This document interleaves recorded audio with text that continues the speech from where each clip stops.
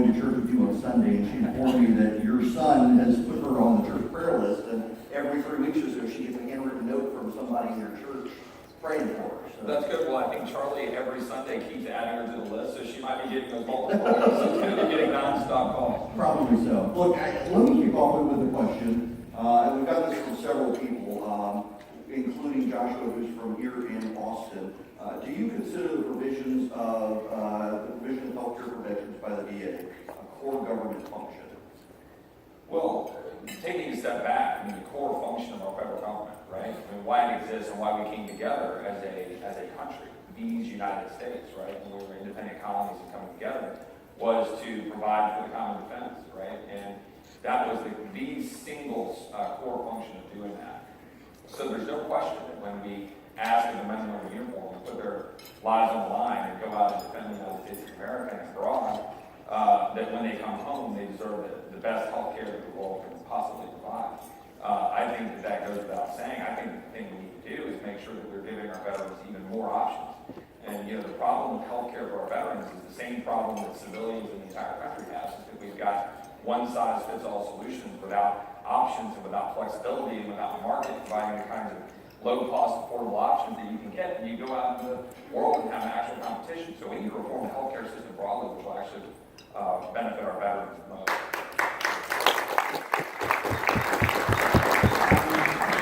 As we begin science, and then I'm noticing that thus far, consistently, the entire 2 days now, I'm the only guy on the stage who hasn't worn boots.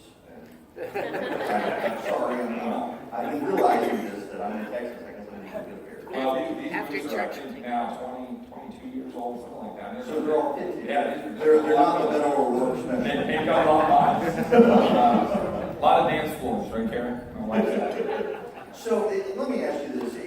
You've got a race here in Texas. It goes to the district from San Antonio to Austin. And it's one of those that a lot of liberals in the media say, oh, this is one that the Democrats can pick on.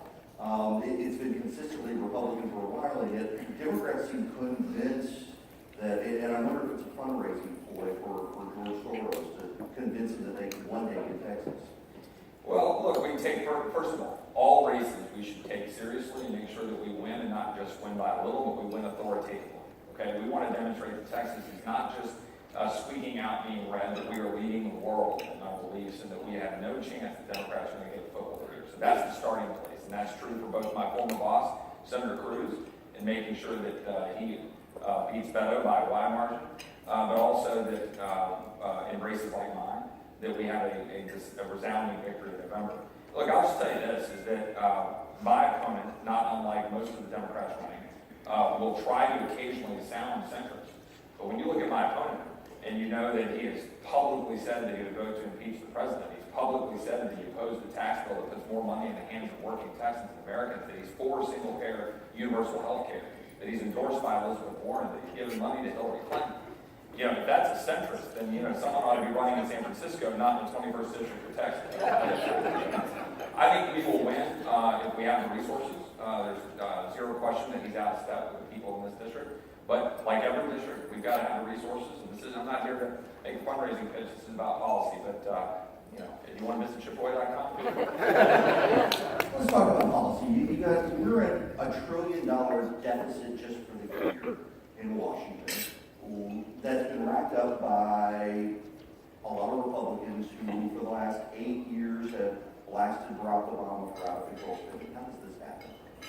Well, it happens when people get in Washington and they get neck deep in the swamp and just start swimming instead of getting themselves out of the swamp. And I've seen it firsthand.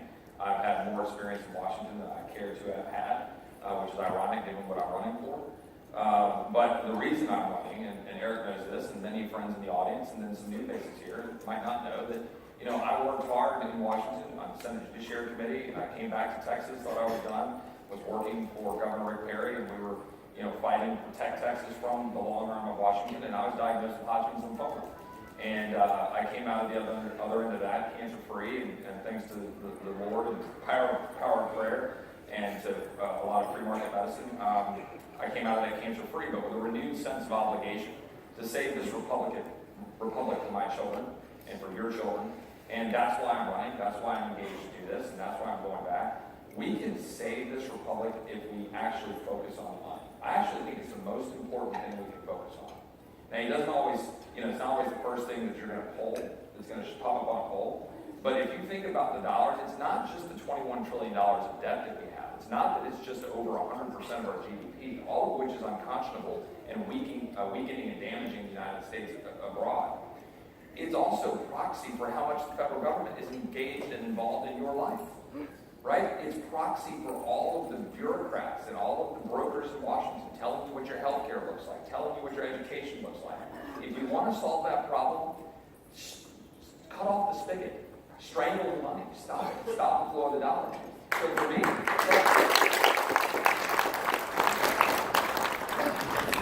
I think the high point of the sort of Tea Party reaction to President Obama, right, was when we got the cap and balance effort. We got a massive pushback on his $1.x trillion deficits, and we got it down to just $400 billion a year. But that was a great effort that started with the people, that started with the Tea Party, and all resulted in getting stuff and pushing back on all that spending. And unfortunately, we lost our way. We can get back to winning that if the people demand it. I'm telling you, that's the solution. If you demand it, these guys, frankly, for the most part, are cowards, and they'll run to the hills and they'll say, okay, fine, we'll stop spending. But you've got to demand it back on. One of the most discouraging things about that was to see Republicans pass that cap and balance, and then immediately have leadership start assailing the conservatives who forced them to do it. Oh, it was going to hurt defense. Oh, it was going to hurt this, that, and the other. And you guys let it happen. You were okay with it until it passed. And then the savage Freedom Caucus members and whatnot were forcing their hand. Well, and I'll take it a step further.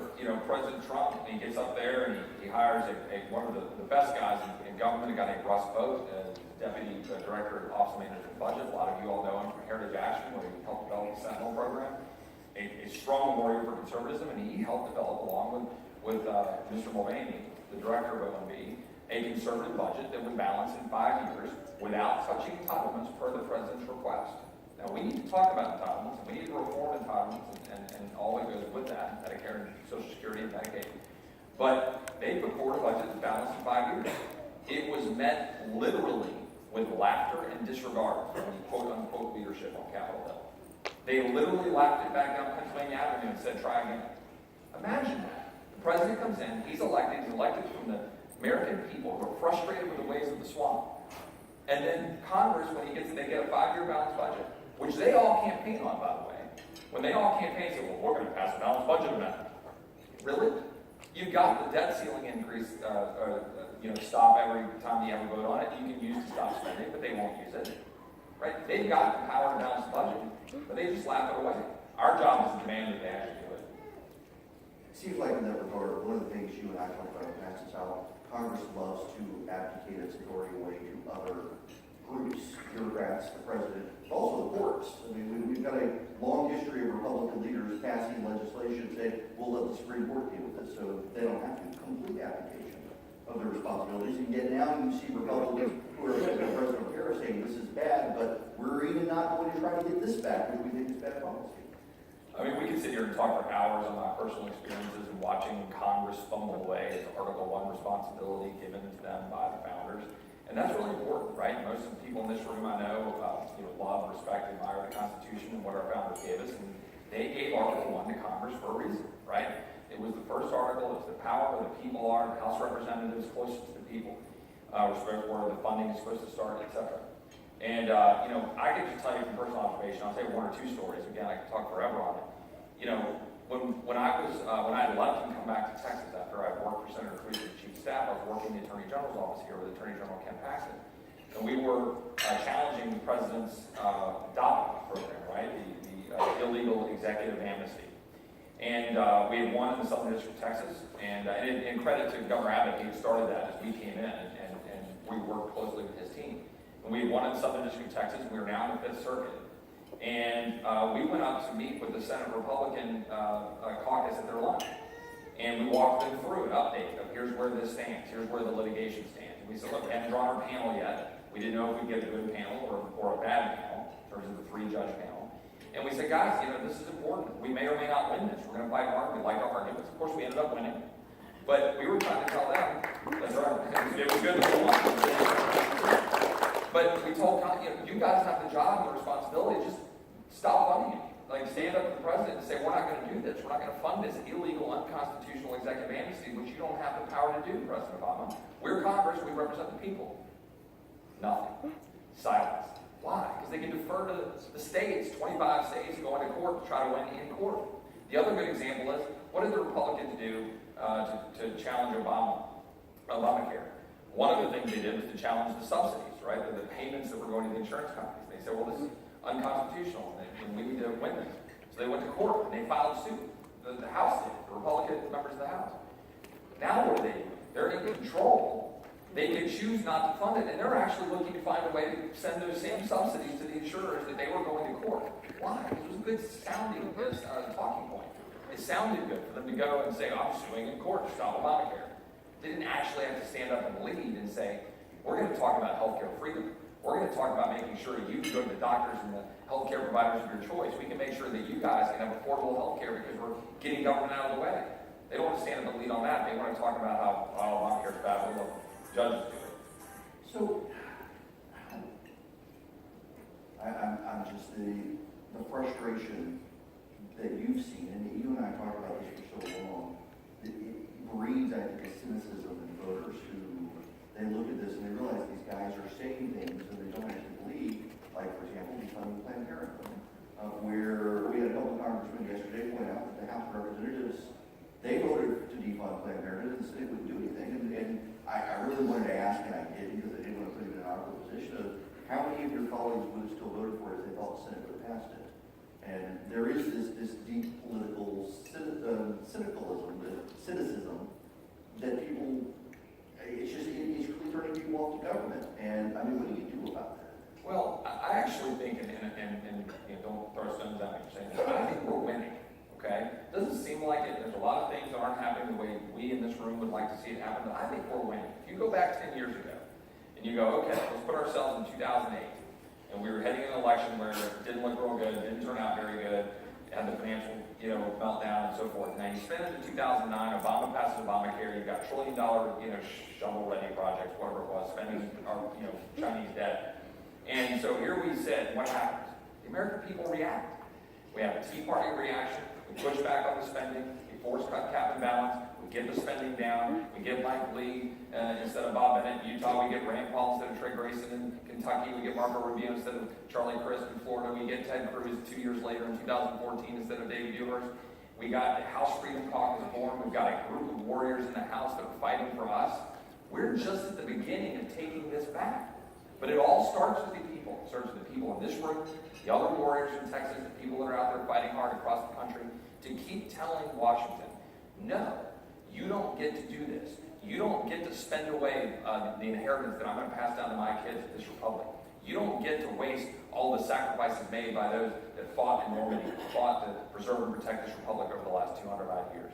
You don't get to do that. The people say that. I'm telling you, I was there when bricks got mailed in during the immigration fights in 06 and 07, again in 2013, and the American people spoke and said no to amnesty. And we've been holding the line on that, and I think the tide is turning. People are understanding what's happening with MS-13. They're understanding how bad it is when the cartels control our border instead of the American people. They understand what's bad for the immigrants who are riding on top of train cars, moms dying in the desert, kids getting sold in the sex slave business because we refuse to do our job to secure our borders. All true facts. We're winning this fight. We just got to stay diligent, not grow tired. We're actually winning.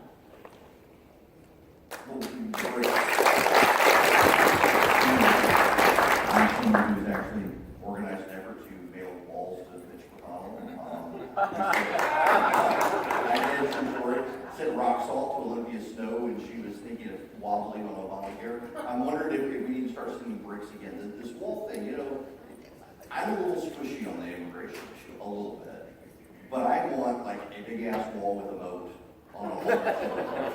It seems like a no-brainer to me. Particularly glad of the story last week that the media did everything possible to ignore of Jordanian citizen living in Mexico smuggling Yemeni nationals into this country over the border. Thank God they were caught. It seems like it should be a no-brainer to build a wall on the border, to secure our border in some way. Maybe technology can do it. Rick solution has always been more technical solution than a physical wall, but you can't get Republicans in Congress to agree to build a wall. The wall is very simply demand by the American people to see actual action by their government to secure our border and defend our sovereignty. That's what it is.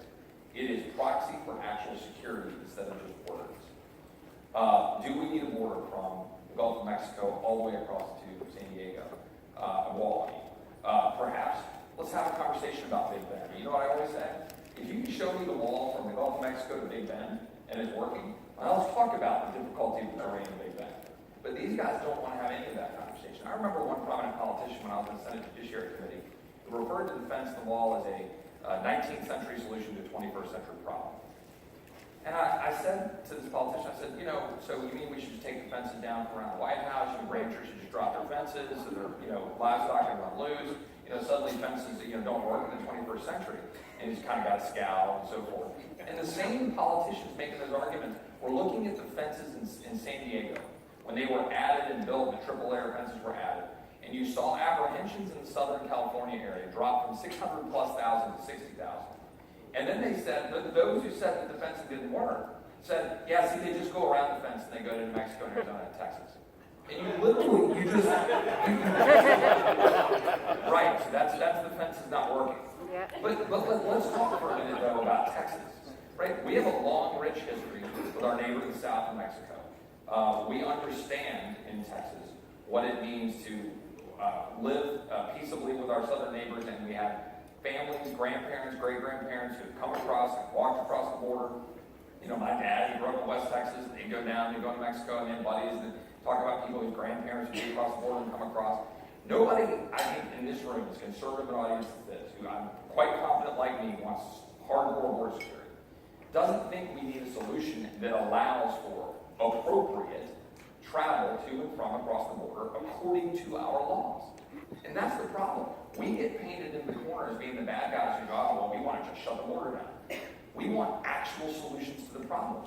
And by the way, not just for our own sovereignty and well-being, but like I said a second ago, for the very immigrants that in the false name of compassion, these people stand up and use open borders as their way to seem like they've got a great big heart, when in fact, that is causing the crisis.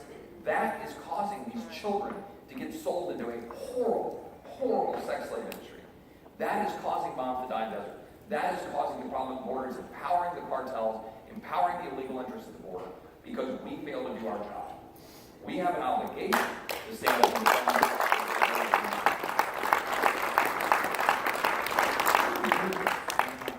Well, you know what? If you actually say what you believe, it's funny how people might actually respond to it instead of trying to sugarcoat the talking points on these things. You say that, and there is this phenomenon now in the country where everybody thinks you've got to be on a specific team, and you can really tell the guys who think, I got to be on this team, but I'm not really there, so they're speaking the language as if they got Rosetta Stone. And it's real separation these days among real conservatives and those who pretend. You've got this problem in Texas where it's such a Republican state, all the Democrats run with an R next to their name, even though they're Democrats. You got to find some good conservative discernment to weed those people out. Yeah, I think one of the things, goes back to what I was saying before, that I've observed over time, is you've got to have these crystallized moments where there's a choice on an issue that matters. And then, you'll separate the wheat from the chaff. You'll know, right? You'll see what happened. We saw it unfold a little bit on the recent immigration debate. Not just focused on immigration, but it was a very recent vote. We saw what happened when, unfortunately, leadership was trying to decide what they were going to do, and they put forward two bills, two votes. Instead of working, putting a bill on the floor, having the amendments, have debates on the amendments, have a full robust discussion, message to the American people what they were trying to do along the lines that I was just talking about, pro-immigration, pro-business, pro-national security, pro-sovereignty, right? There was everything we could do, and we could message it, and it would be wildly popular. And instead, they chose to put two bills on the floor with mushy messaging that nobody understood what was going on. And guess what? The bill that was the better bill, what they call Good Lat 1, right? It was a bill that had actual good security. It actually had status for the adopted kids, but it was non-citizenship status. And then it had reform our immigration system for points and so forth. But it was a good bill. It was a good compromise bill. Some of the Freedom Caucus guys were kind of holding their nose and saying, well, this goes farther than I would prefer. Well, let's get it done. Let's do it for the country. But no. What had to happen? Let's put forward another bill that's softer, that's weaker on security, that grants citizenship. And what happened? That bill got 121 votes. The good bill got 196 votes. Only 22 votes shy, needing the votes to get through the House. What if they had whipped that bill? What if they had messaged that bill? What if they had pushed that bill? What if they'd asked the president to get behind that bill instead of them asking the president to get behind the bad bill? Imagine what we would have been able to accomplish. We could have gotten that done. We could have stood up and done something good for the country and sent it to the Senate and forced them to act. That's what happened in Washington. And you could see in the divided lines who the good guys were wanting to try to fight for the right things for the country. Try not to laugh when you said force the Senate to act. How exactly do you force the Senate to act? I believe that you force these guys to act, not by all of this stuff getting lost in the arcane rules of the Senate and what you're going to do and filibusters and reform and all that stuff. Force them to act by demanding them to do the things we demand them to do. Tell them what they have to do. In 2007, when amnesty was full-throated running down the tracks, we had a week recess in July, and the senators went back home, and there were town halls and forums back in their districts, and I was sitting in the room, President Bush came down, and everybody was sitting there going, we got to pass this thing when we came back from recess. And Senators Saxby and Senators Chambliss and Isaac from Georgia stood up and said, Mr. President, I'm sorry, we love you, but we can't be with you on this, because we were just back home in Georgia all week getting our rear ends chewed out by the people of Georgia, because this is an amnesty bill, and we can't be with you. They killed the bill. Now, why do I say that? Because the people demanded that they do, in that case, not do what they were trying to do. We need to just tell the Senate, we demand that they actually do what they said they were going to do and repeal Obamacare, but more importantly, give us health care freedom. Get the federal government out of the way. We demand it.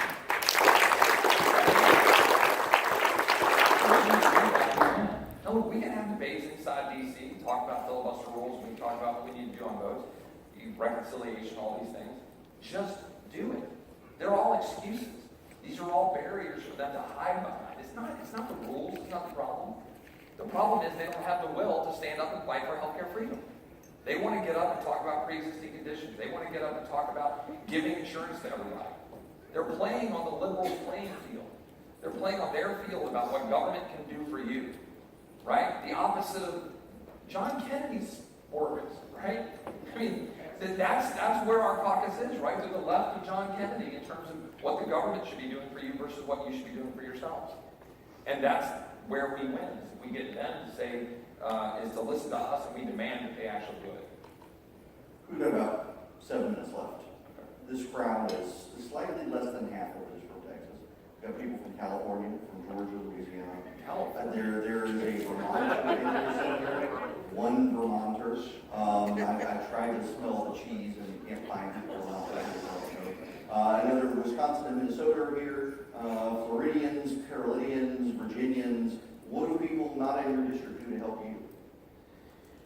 Well, one is just get out and get engaged and make sure that we know that there isn't a blue wave, but rather that we are going to prove everybody wrong by having an extraordinary showing this fall, so that Congress can finally do what it said it would do all these years, and get behind the president and send bills to the president's desk that he can sign without holding his nose. Right? We don't need to send $1 trillion spending bill like they sent in February on the backs of our men and women in uniform, so the president felt like he had to sign it so that we could give them the tools they need. Send a responsible bill to the president. Send a bill that would give us our health care freedom. Send us a security bill across the president's desk. If the people in this room get engaged throughout the country, we can win this fight. The other thing I would say to our friends who are not from Texas is we will unite as a country if we remember that we can agree to disagree state by state the way our founders meant for us to be able to do it. If we want to reunite this great country, then we need to let California be California, let Texas be Texas, let Florida, Minnesota, Georgia, Massachusetts be what we're going to be, so we can decide at our levels in our communities how we want to live. That is the most important thing we can do. Go back and fight for the conservative values you believe in your state, but also remember that your state is unique and you can figure out how to make it work for the people in your community. And we have to remember that conservatism, which has everything in the world to do with self-reliance and personal responsibility and pulling yourself up by your bootstraps, the rugged individual that made Texas great, all of those things. But it also has everything in the world to do with community, right? Community for us is that sense of making sure we're caring for our neighbors and our families down the street and not looking to a faraway government to do it. When people fall down on their luck, help them when they're next door to you. Figure out how to get engaged in the community and have good rules and good policies and good charities and good engagement so that we care for one another rather than looking to Washington to have some one-size-fits-all program that's resulting in $21 trillion of debt and decline. That's how we win the fight. I was really expecting you were going to say move to Texas. Well, you know, for the folks in this room, move to Texas. For some others, you know. That's right. Superboy, thank you very much for sitting down with us. Good luck. And I just want to say about Erick Erickson and what he's meant for conservatism. This guy has done so much to help advance the narrative for conservatism over the last 15 plus years. The Resurgent is a great entity and organization that he's working for. His talk radio show is fantastic. This is a great event that he and Drew Ryan and others have been working on this and put together. A round of applause for Erick Erickson for all of you.